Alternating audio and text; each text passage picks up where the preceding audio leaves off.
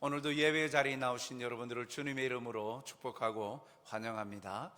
우리 앞뒤 좌우에 계신 분들과 인사를 나눕시다. 참 잘 오셨습니다. 당신은 하나님의 걸작품입니다. 당신을 하나님이 끔찍히 사랑하십니다.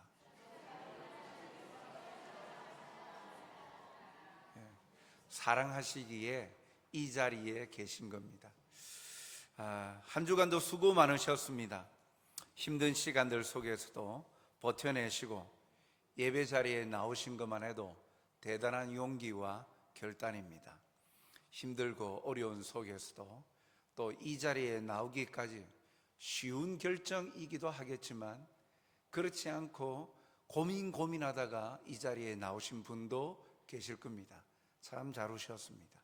여러분들의 선택이 탁월합니다. 왜냐하면 나를 사랑하시고 나를 가장 잘 이해하시고 내가 이 땅에서 그리고 하나님 나라에서 가장 행복하기를 바라시는 하나님이 여러분들을 기다리시고 또한 여러분들을 만나는 자리이기 때문에 여러분들의 선택은 참으로 아름답습니다. 오늘도 그러한 하나님의 듬뿍 사랑을 받으시는 여러분들이 되시길 주님의 이름으로 축복합니다. 오늘 말씀에 보면 예수님과 제자들이 갈릴리 바다를 건너는 중에 일어난 일을 기록하고 있습니다. 우리 성경을 많이 읽었고 신앙생활을 오래 하였으면 이 말씀들은 익히 잘 아는 말씀이죠. 오늘 36절 말씀을 보면 그들이 무리를 떠나 예수를 배에 계신 그대로 모시고 가매 다른 배들도 함께 가더니 예수님께서 날이 저물 때 건너편으로 건너가자라고 말씀하셔서 제자들이 배에서 무리들을 가르치시다가 이제 끝마치시고 그대로 예수님을 배에다가 모시고 건너편으로 건너가는 길입니다. 그런데 일상적으로 장소를 이동하는 그런 행동으로 그치지 않습니다. 그러한 건너편으로 가는 이 여정은요, 제자들에게 감당할 수 없는 죽음의 공포를 안겨줍니다.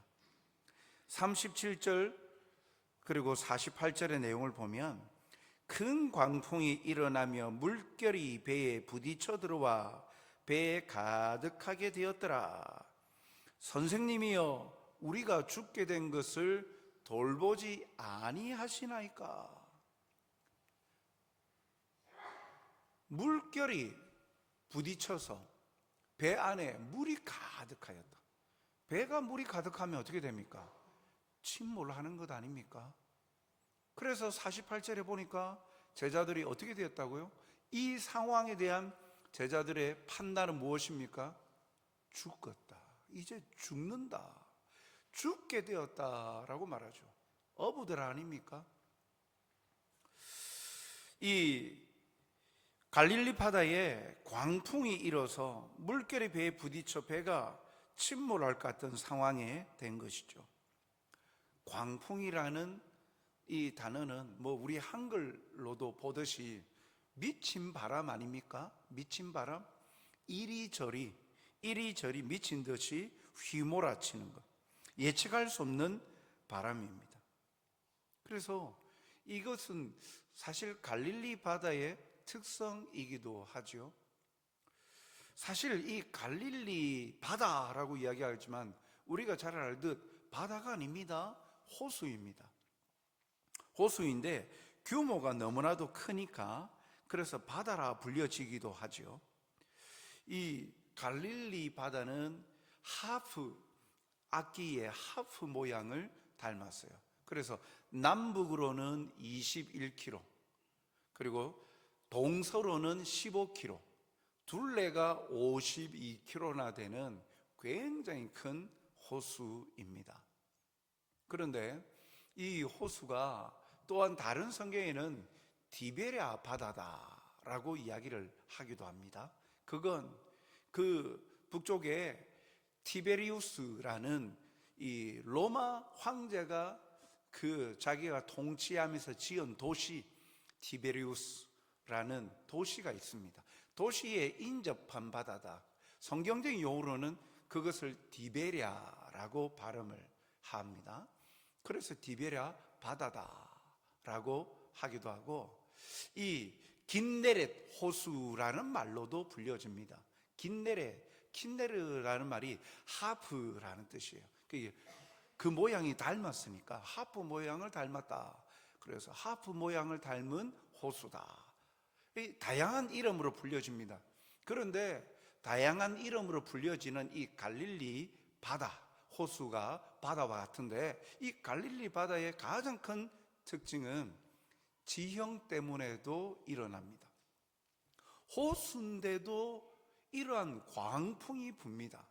북쪽으로 이 백두산보다도 더 높은 약 3,000m에 달하는 헐몬산이 있어서 이 밤이 되어지면 이 기온차로 인해서 거기로부터 이 만년설이 있는 그 산에서 기온차로 인하여서 바람이 불어내리는데, 이 갈릴리 바다는 해수면보다 200m나 낮아요. 그러니까 이 굉장한 그 높이 차가 있죠. 그러다 보니까 밤이 되면 수면의 따뜻한 공기, 그리고 북쪽 헐몬산에서부터 불어오는 차가운 공기가 맞부딪히면서 마치 태풍과 같은 바람이 불기도 한답니다. 심할 때는 초속 33m의 바람도 분대요. 초속 33m면 우리가 서 있을 수도 없고요, 가로수가 꺾이고 신호등이 무너지고 하는 태풍급 바람입니다. 그런 바람이 호수에 막 이곳저곳으로 그냥 휘몰아치는 거예요. 이들이 감당할 수 없는 생명의 위협까지 느끼는 순간이 되었죠. 그런데 여기에서 우리가 생각하게 하는 것이 두 가지가 있습니다. 하나는 순종에도 어려움이 닥쳐온다는 사실이에요. 무슨 말입니까? 오늘 본문의 시작은 35절에 예수님께서 우리가 저편 건너편으로 건너가자, 예수님께서 제자들에게 명령하셨어요. 그래서 제자들은 순종합니다. 사실 밤에는 잘 안 갑니다. 왜냐하면 이런 지역적인 특성, 그래서 밤에 배를 운행을 하면 이러한 광풍이나 기후 변화 때문에 굉장히 어려움을 당할 수 있기 때문이죠. 그래서 종종 부는 이 돌풍들 때문에 운항을 하지 않음에도 제자들은 예수님의 말씀에 순종했습니다. 그런데 순종한 결과 제자들이 맞닥뜨리는 것은 무엇입니까? 죽음의 공포에 휩싸였다라는 거예요. 아니, 예수님의 말씀에 순종했으면 모든 것이 형통해야 되는 것 아닙니까? 어려움이 없어야 되지 않습니까? 예수님의 말씀대로 순종했습니다. 예수님의 말씀과는 전혀 반대로 불순종해서 자기 마음대로 간 것이 아닙니다. 제자들은 예수님의 말씀대로 순종했을 따름입니다. 그런데 예수님의 말씀대로 순종한 제자들에게 죽음의 공포까지 엄습해 오는 위기가 닥친 것이죠. 또한 놀라운 사실은 그 자리에 예수님이 함께 하셨음에도 함께한 사람들이 고난에 처했다라는 사실입니다. 아니, 예수님이 함께 하시는데 아무런 어려움이 없어야죠. 그런데 예수님이 그 배에 타고 계시는데도 함께 타고 있는 제자들이 죽음의 공포에 휩싸일 정도의 어려움에 봉착했다라는 겁니다. 사랑하는 성도 여러분, 말씀에 따르는 순종의 순간에도 우리를 의심케 하고 주저앉게 만드는 어려움들이 곧잘 닥쳐옵니다. 순종하는 순간 모든 것이 해결되고 만사형통하는 삶으로 이어지지 않을 때가 많습니다. 그러면 뭡니까? 말씀대로 사는 삶이 잘못된 것입니까? 아니, 말씀대로 순종하면 잘 돼야 되는데 왜 그러한 어려움을 당합니까? 이 고난의 순간을 통해 하나님은 우리를 통해 보게 하시는 것이 있다라는 겁니다. 깨닫게 하시고자 하는 것이 있다라는 거죠. 문제를 해결할 수 없는 자신의 나약함과 연약함을 깨닫게 합니다. 자신만만해 하여서 뭐든지 다 할 수 있을 것 같지만 한계에 부딪힌 그 한계 앞에 저절이 무너져 버리는 연약한 인간의 나약함을 깨닫게 한다는 거예요. 그리고 그 시간 말씀을 의지하게 하는 것입니다. 무엇을 붙들어야 되는가? 인생에 있어서 무엇을 붙들고 의지하고 살아야 되는가 하는 것을 보여주시는 시간. 그래서 그 시간에 고난을 우리에게 주신다는 거예요. 시편 119편 71절에 보면 고난당한 것이 내게 유익이라 이로 말미암아 내가 주의 율례들을 배우게 되었나이다. 고난당한 것이 유익이다. 왜냐하면 그 고난의 순간을 통하여 하나님의 말씀의 뜻, 하나님의 말씀의 비밀, 그리고 그 말씀을 통한 위로, 은혜를 발견하고 그리고 그 자리에서 보다 더 성숙해지는 시간이 되었다라는 고백입니다. 그것은 더욱더 말씀을 향한 열망과 의지입니다. 더욱더 말씀이신 주님을 보게 합니다.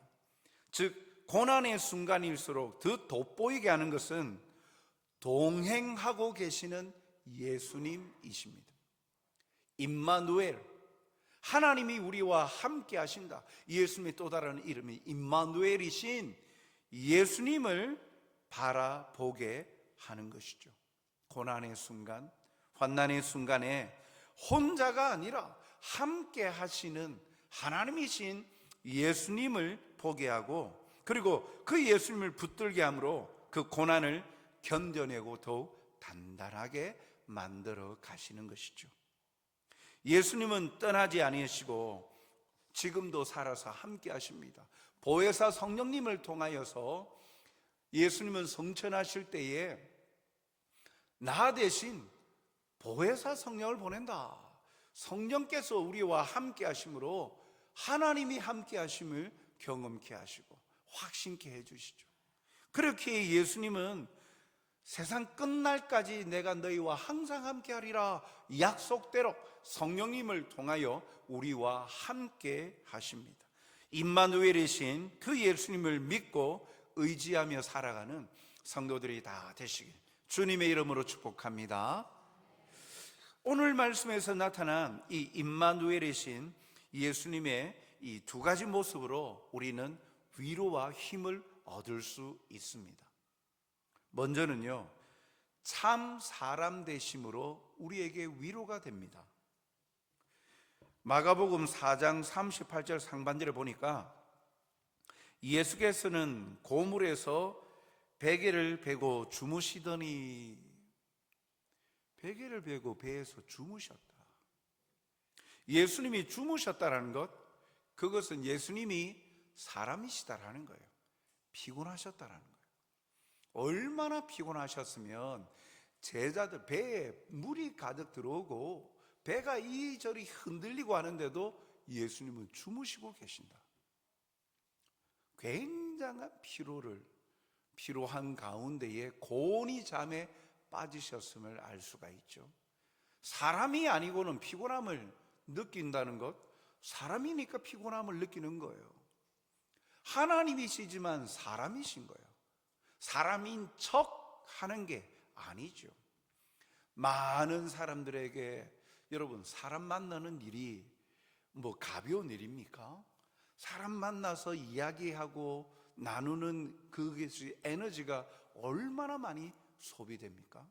한 사람을 만나서 조곤조곤 이야기하고 대화를 나누 수다를 떠는 그것하고는 규모가 다르죠. 예수님은 많은 무리들 앞에서 하나님의 나라 복음을 전하셨어요. 온 마음을 다하셔서 말씀을 전하십니다. 그 에너지 소비가 얼마나 컸던지 건너편으로 건너가자 하시고 이내 곤히 잠드셨어요. 피곤하셨다는 거죠. 이것이 우리에게 큰 위로가 됩니다. 왜요? 왜냐하면 우리와 동일한 사람으로 이 땅에 오셨음을 보여주는 것이죠. 14절 요한복음 1장 14절 상반절에 보면 말씀이 육신이 되어 우리 가운데 거하심에, 말씀, 예수님, 이 말씀은 곧 하나님이라. 요한복음 1장을 읽어보면 이 말씀은 곧 예수님이죠. 예수님이, 말씀이신 예수님이 육신이 되었다. 사람의 몸을 입고 이 땅에 오셨다. 즉 사람으로 태어나셨다라는 거죠. 이것이 왜 예수님이 참 사람이라는 사실이 우리에게 왜 위로가 됩니까? 참 사람으로서 우리의 연약함과 필요를 누구보다 잘 아시기 때문인 거예요. 히브리서 4장 15절 상반절에 보면 우리에게 있는 대제사장은 예수님입니다. 우리의 연약함을 동정하지 못하실 이가 아니요. 우리의 연약함, 우리의 약함을 잘 아신다. 왜요? 예수님이 곧 사람이시니까. 사람으로서 당하는 스트레스, 사람으로서 당하는 육체적인 힘듦, 고통, 그러한 여러 가지 것들을 예수님은 참 사람이시기 때문에 그 모든 것을 이미 몸소 체험해서 아시는 분이시다. 그러니까 그분이 우리의 중보자가 되신다, 변호자가 되신다. 그러니 우리의 형편을 누구보다도 잘 변호해 주지 않겠습니까? 속 사정을 다 아는데요. 하나님이시니까 창조하신 사람의 모든 거 다 아시겠죠. 그렇게도 우리는 받아들이고 이해할 수 있지만 더 깊게 들어가서 예수님 본인이, 하나님이신 예수님 본인이 사람이 되셨다. 사람으로 인생을 살아가시면서 그 몸소 체험하시는 것을 밀도 있게 얼마나 그렇게 살아가신 삶을 우리가 볼 때 위로가 되잖아요. 아니, 우리 형편도 잘 알지도 못하면서 옆에서 변호해 준다고 할 때 신뢰가 갑니까? 그 사람의 하는 말에 대해서 마음이 동하지 않죠. 병에 걸렸을 때, 질병에 걸렸을 때 똑같은 병에 동일한 질병으로 고통을 받았던 사람, 나보다도 앞서 그런 사람이 나에게 해주는 한마디 한마디는요, 굉장히 공감이 되어지고 위로가 되어지기도 하죠. 건강한 사람이 병든 사람에게 위로에 건네는 말보다 동일한 병을 앞서 지내고 또 그것을 경험했던 사람, 그리고 지금도 함께 경험하고 있는 사람, 동질감을 느끼지 않습니까? 그 사람의 말은요, 굉장히 마음속에 진정성 있게 다가오고 마음이 동하죠. 마찬가지인 거예요. 왜 예수님이 사람이신 것이 우리에게 위로가 되느냐? 우리의 약함, 우리의 연약함, 죄로 쉽게 넘어지고 쓰러지고 그러한 모든 것들을 예수님은 아시기 때문에, 인간의 육신의 연약한 한계를 아시기 때문에 그분이 우리의 중보자가 되신다니까. 예수님이 사람이셨다. 그 사실이 얼마나 위로가 됩니까? 그리고 두 번째는요, 임마누엘이신 예수님은 참 하나님이 되십니다. 참 하나님이시다라는 사실이, 이 사실은 우리에게 힘이 됩니다. 마가복음 4장 39절 말씀에 보니까 예수께서 깨어 바람을 꾸짖으시며 바다들어 이르시되 잠잠하라 고요하라 하시니 바람이 그치고 아주 잔잔하여 지더라. 놀라운 일이 나타납니다. 주무시고 계시던 예수님을 제자들이 깨웁니다. 예수님, 지금 잘 때입니까? 우리 죽게 되었습니다. 좀 일어나 보세요. 일어나신 예수님은, 깨어나신 예수님은 바다, 파도, 바람을 향하여 꾸짖으셨다. 그러니까 순식간에 고요해져 버렸다는 거예요. 이는 하나님이 아니시고는 행하실 수 없는 일이죠. 이를 통해 예수님은 곧 전능하신 하나님 되심을 보여주는 것입니다. 하나님 되심은요, 병자를 고치거나 죽은 자를 살리는 능력들을 통하여서도 잘 알 수 있죠. 사람이 할 수 없는, 신이 아니고는 할 수 없는, 하나님이 아니시고는 할 수 없는 일들을 예수님은 하나님이시기에 오늘 제자들에게, 죽음의 공포에 있는 제자들에게 직접 보여주시는 거예요. 바다야, 바람아, 잔잔하고 고요하라 명하시 꾸짖으시니까 그대로 잠잠해져 버렸다는 거예요. 곧 임마누엘이신 예수님이 참 하나님 되시는 것은 이것이 우리에게 힘이 되는 겁니다. 왜요? 살아갈 용기를 줍니다. 전능하신 하나님께서 우리와 함께 하시면서 우리를 지켜주시고 때마다 시마다 우리에게 세워 이런 공포에 휩싸여 있는 제자들에게 평안함을 안겨주시듯 우리를 공격하고 위협하는 모든 요소들로부터 하나님은 능히 우리를 보호하시고 지켜주시고, 또한 상심하고 넘어진 영혼들을 다시금 소생시켜 주시고 일으켜 세워주시는 능력의 하나님이 되시기 때문이죠. 그 하나님이 우리의 위로자가 되시고 우리의 보호자가 되시고 우리의 중보자, 변호자가 되신다라는 사실입니다. 그러니까 얼마나 그 사실이 우리에게 힘이 됩니까? 나와 함께 하신 그 예수님이 이런 분이시구나, 전능하신 하나님이시구나, 나를 가장 사랑하시고 나를 위해 전부를 내어주신, 십자가에 죽으시기까지 전부를 내어주신 그 예수님, 우리에게 전부의 사랑, 큰 사랑, 아가페의 사랑을 베풀어 주신 그 예수님이 이러한 능력의 하나님이시구나. 그러니까 그 하나님께서 앞으로도 그 능력을 행하사 우리를 지켜주시고 보호해 주실 것이라는 확신이 드니까 얼마나 힘이 납니까? 우리 어린아이들도요, 자기 부모님이 크고 뭔가 있으면 얼마나 다른 친구들 앞에서 뻐기면서 얼마나 자랑스러워합니까? 우리 아빠는, 우리 엄마는 하면서 얼마나 든든해합니까? 가족들 중에 누가 또 힘이 있고 권력이 있으면 그것 가지고 얼마나 으시시 됩니까? 사람들의 성향, 그런 측면으로 보더라도 그렇게 으시시되고 자랑스러워하는 사람들은 또 한계가 있잖아요. 하지 못하는 일이 있잖아요. 그런데 하나님은 능치 못함이 없으신 예수님은 하나님이시다. 전능하신 하나님이시다.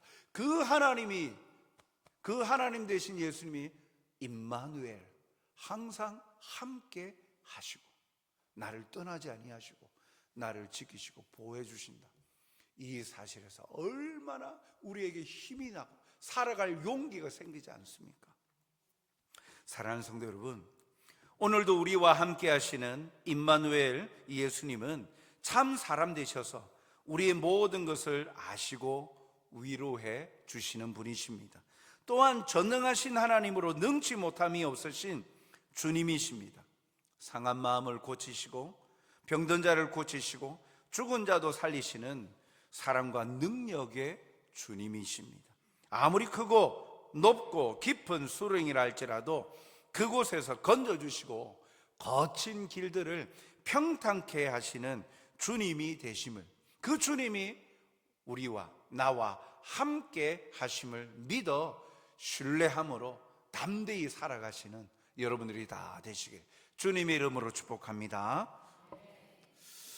이 갈릴리 바다를 잔잔케 하시고 나서 예수님이 제자들에게 무슨 말씀을 하십니까? 4장 40절에 보니까 이에 제자들에게 이르시되 어찌하여 이렇게 무서워하느냐? 너희가 어찌 믿음이 없느냐? 무서워할 이유도 없는데 이리도 무서워하느냐라고 하시는 거죠. 아니 그런데 왜 무섭지 않습니까? 이렇게 어부 출신들이지만 배에 거침없이 이렇게 앞으로 나가지도 못하고 거침없이 물이 들어와서 침몰에 가는 배를 바라보는데 왜 무섭지 않습니까? 그런데도 그것이 무섭지 않으면 그게 사람입니까? 그런데도 예수님은요, 이 말씀을 하시는 이유가 무엇입니까? 내가 있지 않느냐? 지금까지 함께한 시간 동안 내가 누군지 모르느냐? 내가 너희와 지금 함께하고 있지 않느냐? 그런데도 뭐가 무서우냐? 나는 죽은 자도 살리고 병든 자도 고치고 하나님께서 너희를 사랑하사 보내신 메시아로서 이 땅에 왔는데 내가 너희와 함께하는데 무엇이 무서우냐라고 말씀하시는 것이죠. 이 사건은 예수님이 제자들과 함께한 공생의 사역 3년 사역 중에 이제 후반부입니다. 2년 중간쯤 될 때예요. 제자들과 함께 동고동락한 시간이 2년 6개월 이상이 지났어요. 그 시간 동안 예수님이 하시는 말씀을 가장 가까이에서 들었고, 그 시간 동안 예수님께서 하시는 기적들을 가장 가까이에서 체험하였습니다. 그러나 그 경험과 많은 시간들이 곧 예수님을 향한 온전한 믿음으로 연결되는 것은 아니라는 것을 보여주고 있는 거예요. 예수님과 오랜 시간을 함께하는 모든 사람은 믿음이 크냐? 믿음이 완전하냐? 수학 공식처럼 그렇게 되지 않더라는 거예요. 세상에 어떤 사람들보다 이 제자들보다 예수님을 가장 잘 아는 사람이 있습니까? 지근에서 가장 가까운 거리에서 예수님의 일거수일투족을 모두 다 보지 않았습니까? 먹고 자고 함께 활동을 2년 넘도록 같이 했어요. 그랬는데 그런 예수님을 향한 온전한 믿음으로 그 함께한 횟수만큼 깊어지지가 않더라는 거예요. 말하자면 신앙생활의 연수가 쌓여간다고 해서 믿음의 밀도가 높아지거나 강도가 세지는 것은 아니라는 말입니다.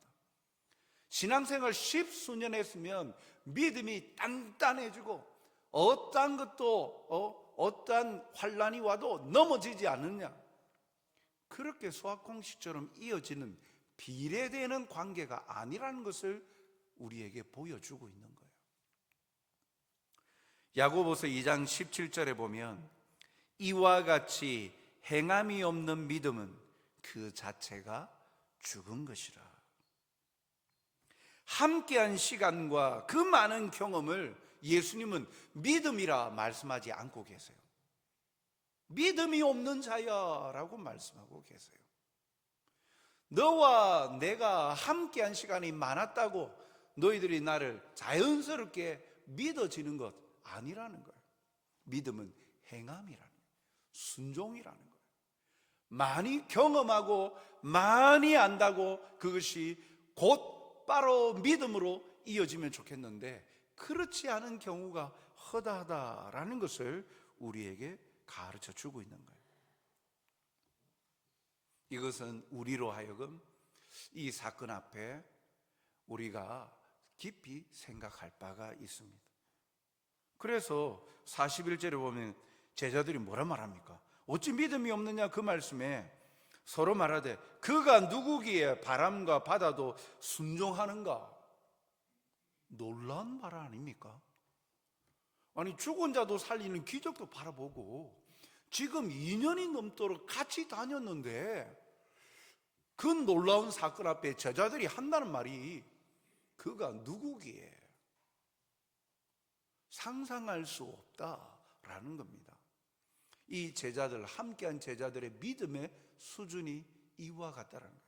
많은 경험과 체험을 하였지만 경험과 체험이 깊은 믿음으로 이어지지는 못한 거예요. 사랑하는 성도 여러분, 우리는 지금 어려운 시기들을 지나고 있습니다.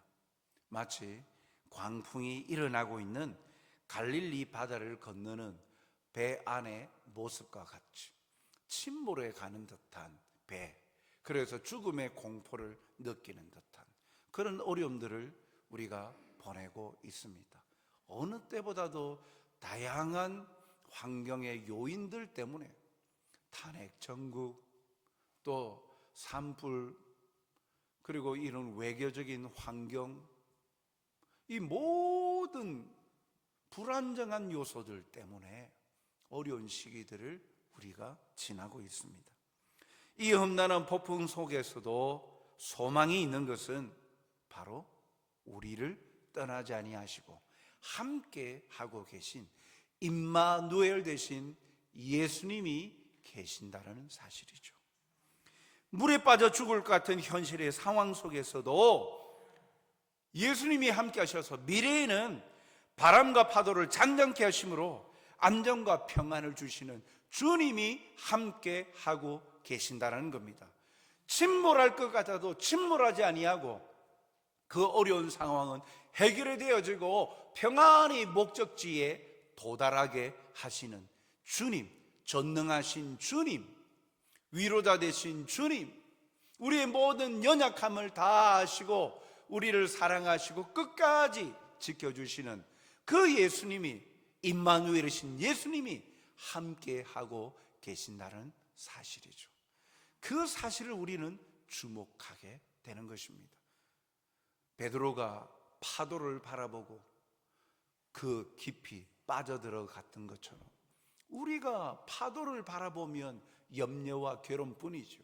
그러나 능력의 주님을 바라보고 처음 발을 내디디던 그 모습처럼 주님께 우리의 시선이 향하고 있으면, 우리를 떠나지 아니하시고 항상 함께 하시고 우리를 지켜주시는 주님을 바라보면 우리의 상황에 답답한 현실도 다 그것을 넘어 잔잔케 하시고 극복케 하시고 이기게 하시고 반드시 승리케 해주시고 이루어주시는 주님으로 인하여 살아갈 용기와 힘이 생기는 것입니다.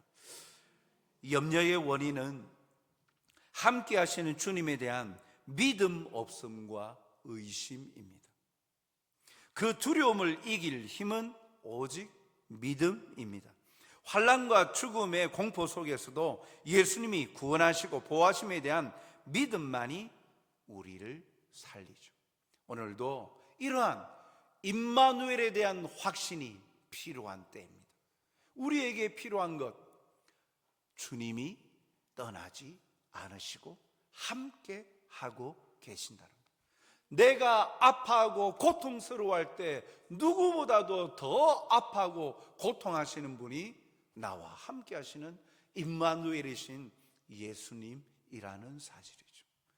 그것을 공감하시기 때문에 전부를 내어주셔서 우리를 구원해 주신 거 아닙니까? 사랑의 주님이시죠. 오늘 이 사실로 위로를 받으시고 용기를 얻으시고 힘을 내시기 바랍니다. 내가 할 수 있는 것, 자신감이 생기죠. 그러나 모든 것 내가 할 수 없는 것들 뿐 아닙니까? 한계에 부딪히지 않습니까? 처절하게 무너지지 않습니까? 그런데 나를 사랑하시고 끝까지, 세상 끝날까지 항상 함께 하리라 약속하신 그 예수님이 함께 계심을 믿고 주님을 바라보면 그 낙담과 낙심의 자리에서 감사와 소망과 기쁨으로 다시금 새로운 용기를 얻고 일어설 수 있습니다. 이렇게 일어서 하나님을 의지하며 주님을 신뢰함으로 주님께서 이끌어 가시는 곳까지 주님의 손을 붙들고 끝까지 선한 길로, 의의 길로, 생명의 길로, 승리의 길로 이끄시는 주님을 의지하며 살아가시는 여러분들 다 되시길 주님의 이름으로 축복합니다. 사랑과 자비가 풍성하신 아버지 하나님, 오늘도 말씀을 통하여 우리가 얼마나 행복자인지 발견케 해주시니 감사합니다. 다른 사람들은 여러 가지 환경이 좋을 때는 우리 주변에 있다가도 또 수가 틀리고 마음이 맞지 아니하면 떠나가 버리고 언제 그랬냐는 듯이 배척하기조차도 합니다. 그러나 주님은 그러지 않습니다. 주님은 우리에게 먼저 찾아오셔서 먼저 우리를 선택하시고 먼저 사랑하셨습니다. 그리고 끝까지 항상 함께 하시겠다 약속하시면서 십자가의 죽으심을 통해 우리를 향한 그 주님의 사랑을 몸소 보여주셨습니다. 이 사랑을 받는 자 얼마나 행복자입니까? 주님을 바라보고 의지함으로 이 힘든 시기들을, 지난한 시간들을 보내는 이 순간에도 마음 무너지지 아니하고 주님께로 우리의 시선을 향하여 우리를 지키시고 도우시는 주님으로 말미암아 용기를 얻고 힘을 얻고 위로를 얻어 새롭게 세워져 가는 역사가 우리 가운데 나타나게 하여 주시옵소서. 주님만을 온전히 신뢰하고 의심치 아니하고 바다를 잔잔케 하시고 생명을 주시며 살리시는 그 주님을 의지함으로 오늘도 담대히 감사의 찬송이 그치지 아니하며 주님을 높여드릴 수 있는 찬송하는 그리스도인으로 살아가게 하여 주시옵소서. 우리를 만나주시고 우리의 연약한 심령들 마음을 위로하여 주시고 보듬어 주시고 채워 주시옵소서. 감사하며 예수님 이름으로 기도하옵나이다. 아멘.